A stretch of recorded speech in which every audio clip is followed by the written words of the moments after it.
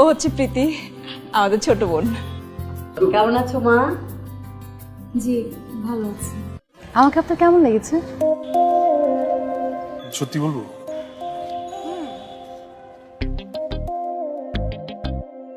খুব ভালো লেগেছে।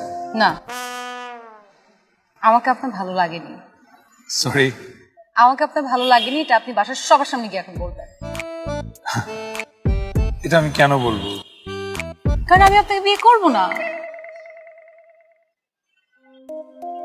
ও সিলিমি, বয়ফ্রেন্ড আছে নিশ্চয়ই? খুবই টিপিক্যাল। It's okay. নাকি আমাকে পছন্দ হয়নি?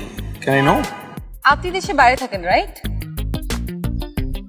আমি দেশে বাইরে শিফট হব না, আর সবচেয়ে বড় কথা আমি তখন বিয়ে করব না। সো আপনি এখন সবার সামনে যাবেন, গিয়ে বলবেন আমাকে আপনার পছন্দ হয়নি।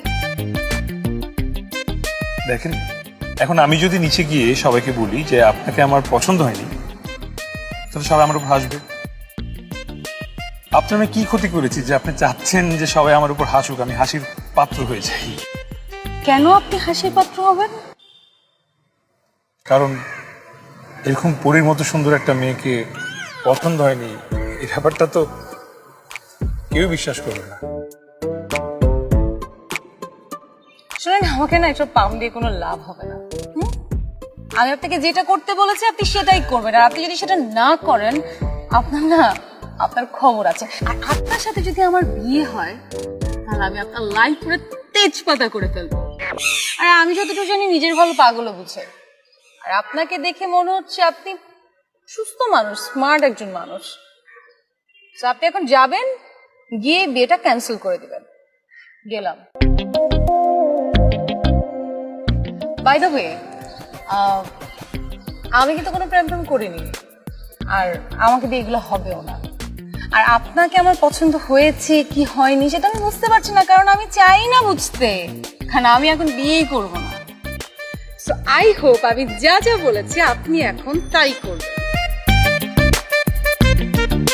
আমার কথার জন্য কোনো হেরফের না হয়, ঠিক আছে? ঠিক আছে। Thank you.